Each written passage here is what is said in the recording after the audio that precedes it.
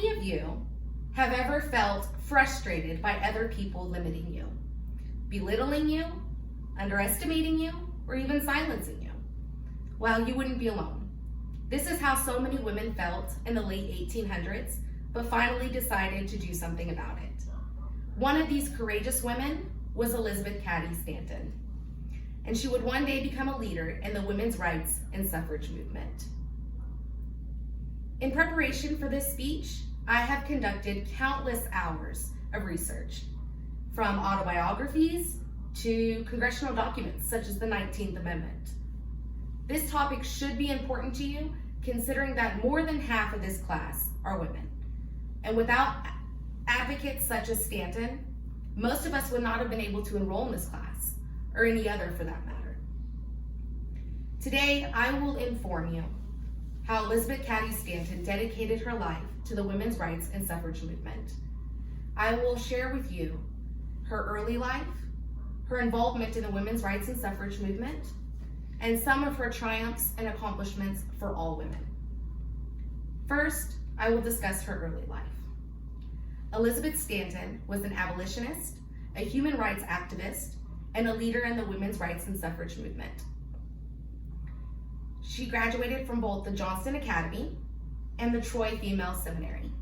She spent most of her personal time with her father, Daniel Cady, who was a Federalist attorney and a circuit court judge. She learned many things from her father. One of the many things she learned was our law's exhibition of gender inequalities. According to an article titled Biography of Elizabeth Cady Stanton, Women's Suffrage Leader, written by Joan Johnson Lewis and published on ThoughtCo, May 15, 2019, a pivotal moment in Elizabeth's life was overhearing her father urging battered women to stay in their unhealthy relationships due to the legal barriers that they would face. Elizabeth married fellow abolitionist Henry Brewster Stanton in 1840. During their wedding, she opted to have the term obey removed from their vows. She explained by stating, "I abstinently refused to obey one with whom I supposed I was entering an equal relation." This exemplified Elizabeth's feminist nature and values. Now that I have discussed Elizabeth's early life, I will share with you her involvement in the women's rights and suffrage movement. According to the National Women's History Alliance, written by Bonnie Eisenberg and Mary Rothsdotter and published in 1998, a group of women decided to hold a convention in order to discuss their distaste of their limitations within their newfound democracy.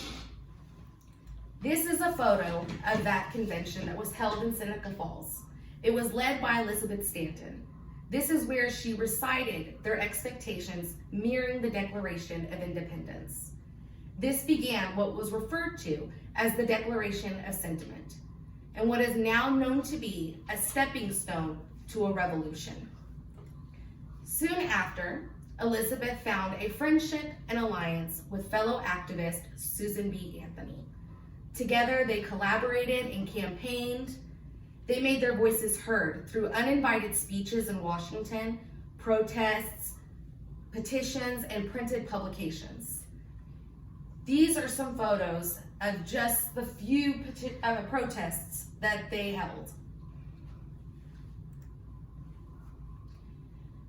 Together, they started a campaign that lasted for over 70 years, where they lobbied for extensive reforms and women's rights to vote, guardianship over their children, wages, employment, and many more.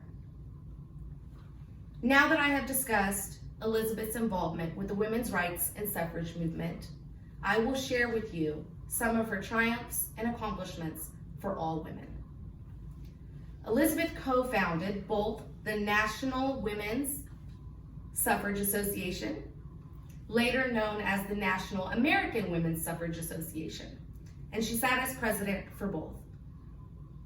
She drafted the Suffrage Amendment in 1878, and she presented it to every U.S. Congress. This ultimately led to passing of the women's rights to vote and adding the 19th Amendment to the U.S. Constitution in 1920. According to an article titled Elizabeth Cady Stanton, written by Evan Andrews and published on a website called History, Elizabeth was the first woman to run for Congress in 1866.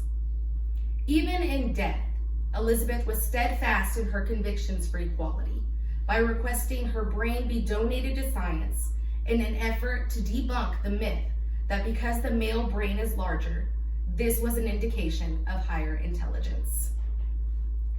Today, I have shared with you Elizabeth's early life, her involvement in the women's rights and suffrage movement, and some of her triumphs and accomplishments for all women.